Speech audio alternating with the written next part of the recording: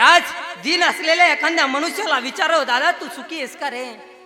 ते म्हणते, दादा मी कसला सुखी आहे? अरे माझ्यापेक्षा सुखी तर माझ्या गावचा सावकार आहे. सावकाराला विचारव, सावकार दादा तुम्ही सुखी आहात का? सावकार म्हणते, मी कसला सुखी आहे? माझ्यापेक्षा सुखी तर सिटीतला आमदार असावा. महाराज आमदाराला विचारावं तर आमदार म्हणते राजा सुखी आहे. राजाला विचारावं तर राजा म्हणते इंद्र सुखी असेल.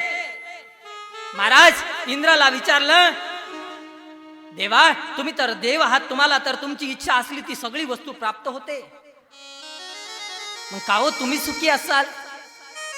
महाराज इंद्र म्हणते, बाबा मी कसला सुखी आहे रे? अरे ब्रह्मदेवाच्या एका दिवसामध्ये माझ्यासारखे 72 इंद्र होतात, मी कसला सुखी आहे?